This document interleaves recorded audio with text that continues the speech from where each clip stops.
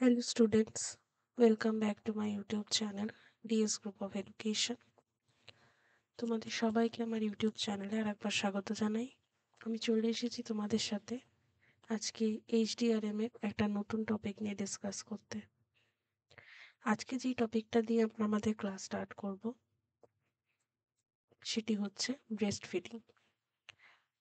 Breast feeding সর্বতোপক্ষে একটি খুবই গুরুত্বপূর্ণ ওয়ে অফ ফিডিং, যেই ফিডিং এর মাধ্যমে শিশু তার জীবনের প্রথমার্ধে সবথেকে বেশি পুষ্টি পেয়ে থাকে। এবং এই যে পুষ্টি, এই পুষ্টির মধ্যে শুধু যে কিছু ভিটামিনস কিছু মিনারেলস থাকে তা না, তার সাথে সাথে এমন অনেক পুষ্টি সে প্রোভাইড করা হয়ে থাকে থ্রু ব্রেস্ট ফিডিং, যেখানে বিভিন্ন ধরনের যে ইমিউন গ্লোবিউলিন রয়েছে, যে অনাক্রমতা উপাদানগুলো রয়েছে, সেগুলোও কিন্তু সে পেয়ে থাকে। তাহলে এখানে কি বলছে? এখানে বলছে যে মাতৃদুগ্ধ শিশুর সর্বশ্রেষ্ঠ খাদ্য এবং মাতৃদুগ্ধর কোনো বিকল্প নেই, যা আমরা জানি।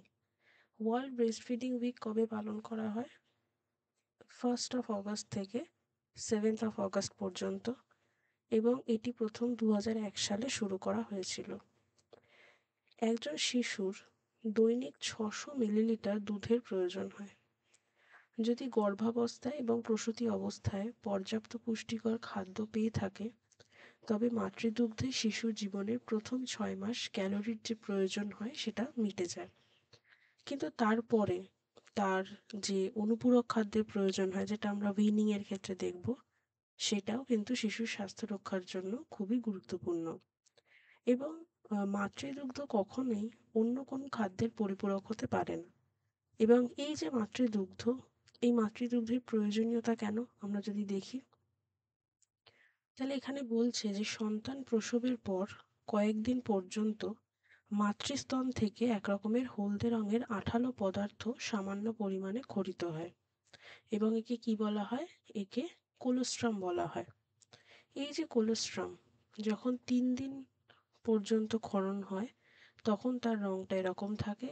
5 ডেজে তার কালারটা এরকম হয়, 6 ডেজে তার কালারটা এরকম হয়, এবং 25 ডেজে তার কালারটা এরকম হয়, মানে নর্মাল মিল্কের যে কালারটা সেটা চলে আসে। ম্যাচিওর মিল্ক বা পরিণত দুধের তুলনায় যে কোলোস্ট্রাম হয়, যেটা এই যে 25 ডেজে যে দুধটা আমরা দেখছি, সেটা ম্যাচিওর মিল্ক। কোলোস্ট্রামে যে প্রোটিন থাকে সেই প্রোটিন অনেকটা বেশি, এবং যে ফ্যাট থাকে সেই ফ্যাটের যে পরিমাণ সেটাও কিন্তু খুব কম। শিশুর মস্তিষ্কের বিকাশের জন্য প্রয়োজনীয় যে ট্রিপ্টোফ্যান নামক অ্যামাইনো অ্যাসিড রয়েছে, সেটাও কিন্তু খুব বেশি পরিমাণে থাকে। আর যে আর্জিনাইন নামক অ্যামাইনো অ্যাসিড রয়েছে, সেটাও কিন্তু অনেক বেশি পরিমাণে থাকে। পুষ্টির কতগুলো পরিবর্তন, যেরকম খনিজ লবণ, কিছু ভিটামিন, যেরকম তার মধ্যে vitamin A, vitamin D, vitamin B12, এগুলোর পরিমাণও কিন্তু যথেষ্ট। কোলোস্ট্রাম খেলে শিশুর যকৃতে ভিটামিন এ সঞ্চিত হয়।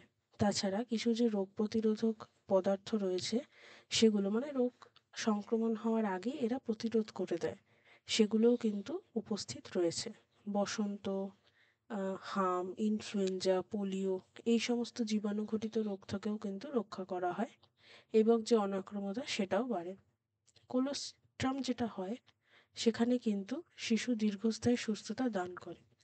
এবং যদি আমি মাতৃদুগ্ধের কথা বলি, মাতৃদুগ্ধের এই যে 3 দিন থেকে 5 দিন, তারপর 6 দিন, তারপর যে 25 ডেজ, এই যে রঙের পরিবর্তন, এই রঙের পরিবর্তন দেখেই আমরা বুঝতে পারছি যে প্রথম 3 দিনেই কিন্তু সব থেকে গুরুত্বপূর্ণ যে কোলেস্ট্রমের সিক্রেশন সেটা হয়ে থাকে। তাহলে কোলেস্ট্রমের মধ্যে যে উপাদানগুলো রয়েছে, যেমন এনার্জি কতটা থাকে? 58/100 ml। প্রোটিন প্রায় 3.7 গ্রাম পার 100 ml। ল্যাকটোজ, যেটা কি, যেটা হচ্ছে দুগ্ধ শর্করা, কতটা থাকে? 5.3 গ্রাম। ফ্যাট কতটা থাকে? 2.9 গ্রাম। যার মধ্যে আবার কোলেস্টেরল বা অন্য যে উপাদান রয়েছে তাদের পরিমাণ কিন্তু খুবই কম থাকে। পুষ্টিগত মূল্য কি থাকে? যেটা বললাম যে খুবই কম কার্বোহাইড্রেট থাকে, এবং যেই মাতৃদুগ্ধের কার্বোহাইড্রেট হয় তাকে ল্যাকটোজ বলা হয়। মাতৃদুগ্ধের যে প্রোটিন, সেই প্রোটিনকে আবার ল্যাকটালবুমিন বলা হয়ে থাকে। মাতৃদুগ্ধের মধ্যে যে ফ্যাটি অ্যাসিডের উপস্থিত থাকা দরকার তা কি করে, তা যে এক্সিমা এবং হাঁপানি, যেটা অ্যাস্থমা আমরা বলে থাকি, তার প্রভাবও কম দেখা যায়। এবং যে ভিটামিন রয়েছে সেগুলো কিন্তু সুষমভাবে অবস্থিত। এবং ক্যালসিয়াম কতটা থাকে, প্রায় 28 মিলিগ্রাম। অনাক্রমতাজনিত সুফল, যেটা শুরুতেই বললাম যে আমরা মাতৃদুগ্ধে অনেক ধরনের অনাক্রমতামূলক যে ফ্যাক্টর সেগুলো পেয়ে থাকি। যেরকম একটা লাইসোজাইম, এটা কি করে, ব্যাকটেরিয়ার প্রাচীর আক্রমণ করে এবং তাকে পরিপাক করে ফেলে। ম্যাক্রোফেজেস জীবাণুদের আবৃত করে রাখে এবং পরিপাক করে ফেলে। ল্যাক্টোফেরিন, ফেরিন কথাটার মানেই হচ্ছে এটা একটা বদ্ধকারী, আমরা বলতে পারি প্রোটিন, যার মধ্যে আয়রনও প্রেজেন্ট থাকে বা লোহাও প্রেজেন্ট থাকে।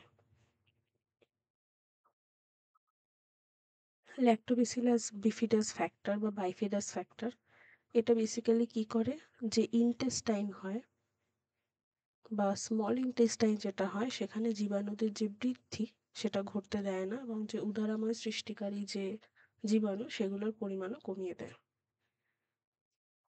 এবার আমরা ব্রেস্ট ফিডিং এর সাথে আর্টিফিশিয়াল ফিডিং এর তুলনা করব। প্রথমত আমাদেরকে জানতে হবে যে আমরা কখন ব্রেস্ট ফিডিং দেবো, যেটা আমরা অলরেডি জেনে গেছি, এবং কখন আমরা আর্টিফিশিয়াল ফিডিং এর সাথে ইন্ট্রোডিউস করাবো। কিছু নির্দিষ্ট ক্ষেত্র রয়েছে যেখানে আমরা বাচ্চাকে আর্টিফিশিয়াল ফিডিং এর সাথে অভ্যস্ত করাবো। যেরকম মা যখন কোনো কঠিন অসুখে ভোগেন, বা মা যখন দ্বিতীয়বার গর্ভবতী হন, অত্যন্ত দুর্বল শিশু সে দুগ্ধপানে অসমর্থ হয়, তখন মাতৃদুগ্ধের যে ক্ষরণ যদি বন্ধ হয়ে যায় কিংবা কমে যায়, মা যদি বাইরের কোনো কাজে যায় বা মা না থাকেন কোনো কারণে, সেটা ঠিক আছে। তো এই সমস্ত ক্ষেত্রে আমরা আর্টিফিশিয়াল ফিডিং দিয়ে থাকি। এবার এই যে আর্টিফিশিয়াল ফিডিং, এখানে একটা টার্ম বলেছে টপ মিল্ক। কোনো প্রাণী, যেমন গরু, মোষ অথবা ছাগলের তরল দুধকে টপ মিল্ক বলা হয়। এছাড়া ড্রাইড মিল্ক থাকে, যেটা পাউডার ফর্মে পাওয়া যায় এবং সেটাকে গরম জলে মিক্স করে খাওয়ানো হয়। সেটাও কিন্তু একটা খুব গুরুত্বপূর্ণ উৎস, গরুর দুধ থেকে মূলত সেটা তৈরি করা হয়। এবার মাতৃদুগ্ধ আর গরুর দুধের মধ্যে কি পার্থক্য রয়েছে। একপাশে মাতৃদুগ্ধ রয়েছে, একপাশে গরুর দুধ রয়েছে, যেটাকে আর্টিফিশিয়াল মিল্কও বলা হয়ে থাকে। মাতৃদুগ্ধের মধ্যে কার্বোহাইড্রেটের যে পরিমাণ সেটা খুব বেশি, কিন্তু গরুর দুধের মধ্যে তার পরিমাণ খুব কম। ঠিক আছে। প্রোটিন আর স্নেহ পদার্থের পরিমাণ কিন্তু খুব কম থাকে, কিন্তু গরুর দুধের মধ্যে তার পরিমাণ খুব বেশি। মাতৃদুগ্ধের মধ্যে যে প্রধান প্রোটিন থাকে তার নাম ল্যাকটালবুমিন, আর গরুর দুধে যে প্রধান প্রোটিন থাকে সেটা হচ্ছে কেজি। মাতৃদুগ্ধের মধ্যে ক্যালসিয়ামের পরিমাণ কম এবং গরুর দুধে ক্যালসিয়ামের পরিমাণ বেশি। মাতৃদুগ্ধে গৃহীত হওয়ার সময় ভিটামিন খুব একটা নষ্ট হয় না, কিন্তু গরুর দুধ যেহেতু গরম করা হয় তো ডেফিনেটলি সেখানে ভিটামিন কিছুটা নষ্ট হয়। মাতৃদুগ্ধের মধ্যে সমস্ত ইএফএ এসেনশিয়াল ফ্যাটি অ্যাসিডগুলো প্রেজেন্ট থাকে, স্পেশালি লিনোলেইক আর লিনোলেনিক অ্যাসিড। আর গরুর দুধের মধ্যে যে এসেনশিয়াল ফ্যাটি অ্যাসিডগুলো রয়েছে সেগুলো একটু কম থাকে। মাতৃদুগ্ধের মধ্যে রোগ প্রতিরোধকারী যে বিভিন্ন উপাদান, যেমন ইমিউনোগ্লোবিউলিন, লাইসোজাইম, ল্যাক্টোফেরিন, এগুলো থাকে। গরুর দুধের মধ্যে এরকম কোনো উপাদান থাকে না। মাতৃদুগ্ধের প্রোটিন আর খনিজ লবণের পরিমাণ কম থাকায় শিশুর বৃক্কের ওপর খুব কম চাপ পড়ে, কিন্তু গরুর দুধের ক্ষেত্রে সেগুলো বেশি থাকায় বৃক্কের ওপর কিন্তু বেশি চাপ পড়ে। মাতৃদুগ্ধের বর্তমান প্রোটিন অ্যালবুমিন নরম দইয়ে পরিণত হয় এবং এটা বেসিক্যালি স্যুপ ফর্মেশন করে, এবং গরুর দুধের ক্ষেত্রে সেটা কি হয়, সেটা কিন্তু হজম করতে অসুবিধা হয়। ভিটামিন সি এর পরিমাণ তুলনামূলক বেশি থাকে, এবং এখানে কিন্তু ভিটামিন সি এর পরিমাণ কম থাকে। নেক্সট হচ্ছে শিশুর তোলা খাবার বা উইনিং। উইনিং কখন দেবো, উইনিং কি, কোনো অভ্যাসে আসক্তি কিংবা সৎসর্গ থেকে ছাড়িয়ে আনাকে বলা হয় উইনিং। তো এক্ষেত্রেও তাই হয়, যখন দীর্ঘ 6 মাস বাচ্চা মাতৃদুগ্ধে আসক্ত থাকে তারপর কিন্তু উইনিং বা সাপ্লিমেন্টারি ফিডিং স্টার্ট করা হয়। এই যে উইনিং, এটা কি সম্পূর্ণ বুকের দুধ ছাড়িয়ে তাকে নর্মাল যে খাবারগুলো রয়েছে, যেটা তাকে পরবর্তী সময় খেতে হবে, সেই খাবারের সাথে সাথে তাকে অভ্যস্ত করানো হয়। এবং এখানে অনুপূরক খাদ্যের দ্বারা দেওয়া হয়, তাই তাকে তোলা খাবার বলা হয়। কিন্তু এখানে দেখতে হবে যে খুব তাড়াতাড়ি যদি তোলা খাবার দেওয়া শুরু হয় তাহলে শিশুর পেটে ব্যথা, পেটের গোলমাল এই সমস্ত জিনিস হতে পারে। আবার যদি দেরি করে ফেলা হয় সেক্ষেত্রে আবার অপুষ্টি হতে পারে।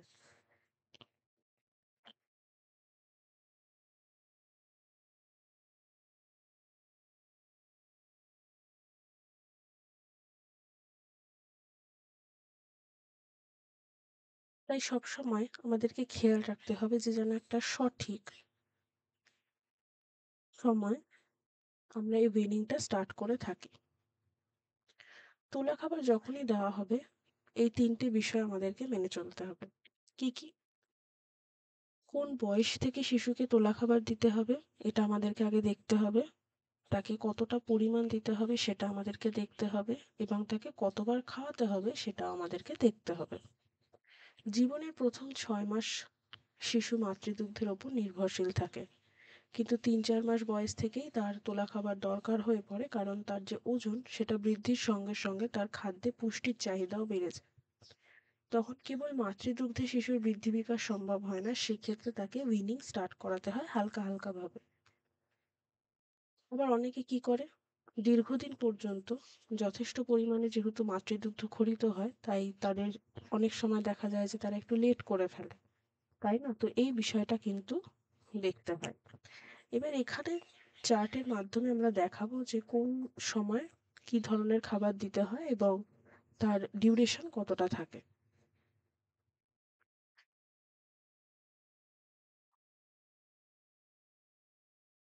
নেক্সট যদি হয় ৪ থেকে ৬ মাস, এক্ষেত্রে কি দিতে পারি আমরা? চটকানো পাকা কলা, আটা কিংবা চালের গুঁড়ো দিয়ে তৈরি পরিজ,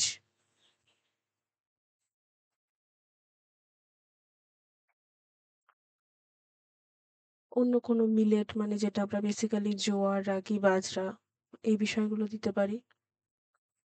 এছাড়া আমরা এখানে দেখতে পারি যে প্রথমে দানাশস্য দিয়ে শুরু করলাম এবং সেটা আস্তে আস্তে কন্টিনিউয়েশন হবে।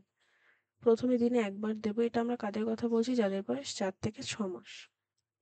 তারপর সেটাকে বাড়িয়ে ৩ বার, তারপর ৬ মাস বয়স পর্যন্ত এটা চলতে থাকবে। এবার যদি বাচ্চার বয়স ৬ থেকে ৯ মাস যখন হয়ে যাবে, পাকা কলা, তার সাথে সাথে পাকা আম, সবেদা, সিদ্ধ ডিমের কুসুম, নরম ভাত, ডাল, খিচুড়ি, চটকানো সবজি, সবুজ শাকসবজি, স্যুপ, ডাল কিংবা খিচুড়ির সঙ্গে সঙ্গে কিন্তু এগুলো দিতে হবে, যেটা আস্তে আস্তে আমরা অঙ্গনবাড়িতেও নিয়ে যেতে পারি, সেখান থেকে ওটাকে অ্যাভেল করাতে পারি। এটা দিনে ৪ থেকে ৫ বার দেওয়া যায়। যখন বাচ্চা প্রায় ১ বছর পর্যন্ত বয়স হয়ে যাবে তখন তাকে কি দেবো? তাকে ওই আপেল, নাশপাতি ওগুলো সিদ্ধ করে একটু চটকে দেবো। খিচুড়ি দিতে পারি, চাপাটি দিতে পারি, পাউরুটি দিতে পারি, তাই না? দই ভাত দিতে পারি, নানা রকম সবজি দিতে পারি, ডিম পোচ করে দিতে পারি, সিদ্ধ অথবা স্ক্র্যাম্বলড এগ দিতে পারি, যেগুলো একটু নরমও হবে, একটু ভালো করে সিদ্ধও হবে। এটা কতবার দেব? দিনে ৪ থেকে ৫ বার। এবার বাচ্চাকে তো আমি উইনিং স্টার্ট করলাম, বিভিন্ন ধরনের সাপ্লিমেন্টারি ফুড আইটেম দিচ্ছি, কিন্তু এই এই সমস্ত বিষয় করতে করতে তার কিছু প্রবলেম অ্যারাইজ হতে পারে যেগুলো তার এই ফিডিং এর সাথে অ্যাসোসিয়েটেড হবে।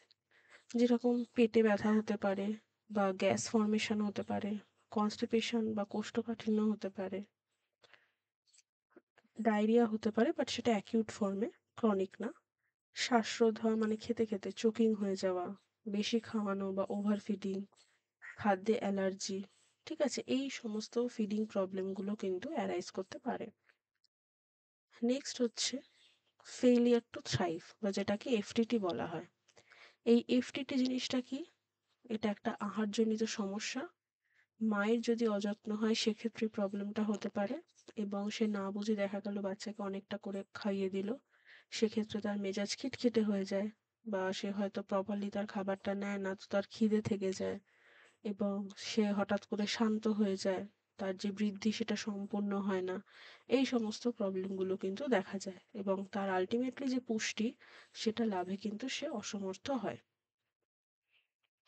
আর একটা প্রবলেমও দেখতে পাওয়া যায়, গ্যাস্ট্রোইসোফেগিয়াল রিফ্লাক্স বা জিওআর। এই জিওআরটা কি হয়? আমরা যদি অ্যানাটমিটা দেখি, এটা আমাদের ইসোফেগাস, ঠিক আছে? এটা আমাদের ইসোফেগাস। এই ইসোফেগাস আর এটা হচ্ছে আমার লোয়ার ইসোফেগিয়াল স্ফিংটার। এক্ষেত্রে কি হয়, যখন পাকস্থলীতে খাদ্যদ্রব্য রয়েছে, খাদ্যদ্রব্য থাকার সাথে সাথে খাদ্যদ্রব্য এখানে থাকার কথা, কিন্তু রিফ্লাক্সটা এই পর্যন্ত চলে আসে, তখন একটা ঢেক টাইপের ওঠে, বমি বমি পায়, প্রপারলি ডাইজেস্ট হয় না, বুক জ্বালা করে, এই সমস্ত, এবং সে খুব কাঁদবে, পিঠ বেঁকিয়ে ফেলবে, খাদ্য গ্রহণে আপত্তি জানাবে, এই সমস্ত কন্ডিশন কিন্তু হতে পারে। নেক্সট একটা টপিক রয়েছে যেটা হচ্ছে প্রাকবিদ্যালয়গামী শিশুদের খাদ্য, মানে যারা প্রি স্কুলার হয়। এই প্রি স্কুলারদের খাদ্যের কথা যদি আমরা দেখি তাহলে আমরা কি দেখব, 1 থেকে 6 বছরের যে শিশুরা হয় প্রাকবিদ্যালয়গামী শিশু তাদেরকে বলা হয়। এদের আবার দুভাগে ভাগ করা যায়, একটা 1 থেকে 3 বছর, আর একটা হচ্ছে 4 থেকে 6 বছর। জন্মের পর প্রথম বছর শিশুর বৃদ্ধির গতি থাকে খুব দ্রুত, তার মানে ওর যে গ্রোথ লেভেলটা ওটা খুব বেশি হয়। তারপর আস্তে আস্তে ওটা সীমিত হয়ে আসে এবং তারপর একটানা চলতে থাকে। তো এই সময় তাকে নানা রকম খাদ্য দিতে হয়, কারণ তার যে দেহকোষ তার গঠন হয়, তার দেহে বৃদ্ধি সংঘটিত হয় এই সমস্ত বিষয়ের জন্য। তাহলে একটি 1 থেকে 2 বছরের শিশুর খাদ্য তালিকা, মানে 2 বছর বয়স পর্যন্ত শিশুকে আমরা জানি যে স্তন্যপান করাতে হয়। তো ঘুম থেকে ওঠার পর তাকে আমি কি দেব, ঘুম থেকে ওঠার পর তাকে মাতৃদুগ্ধ অথবা ফোটানো গরুর দুধ বা টিনের দুধ চিনি সহযোগে দেওয়া হবে। 7টা থেকে 8টা সকাল 2 চামচ খিচুড়ি কিংবা রুটির উপরের যে পাতলা অংশটা থাকে সেটা দুধে ভিজিয়ে, বা রুটি মাখন বা ডিম সিদ্ধ কিংবা পোচ বা ফলের রস, সিদ্ধ ফল বা নরম ফল আমরা দিতে পারি, যেটা কিছুক্ষণ আগে আমরা দেখলাম। যখন দুপুর 12টা থেকে 1টা হবে, 1 চামচ ভাত, তরকারি, স্যুপ, মাছ বা মাংস, ডাল সিদ্ধ অথবা সবুজ শাকসবজি দিতে পারি। 3:30 থেকে 4টে যখন হবে, মাতৃদুগ্ধ অথবা ফোটানো গরুর দুধ আমরা দিতে পারি, কিংবা টিনের দুধ চিনি সহযোগেও দিতে পারি।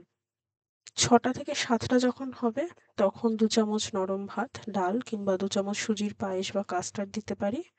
রাত্রে ঘুমানোর সময়, অর্থাৎ ঘুমানোর আগে, আমরা মাতৃদুগ্ধ ফোটানো অথবা মাতৃদুগ্ধ আমরা ফোটানো গরুর দুধও দিতে পারি, তার সাথে টিনের দুধ, মানে যেটা মার্কেটে কিনতে পাওয়া যায়, তার সাথে চিনি সহযোগেও দিতে পারি।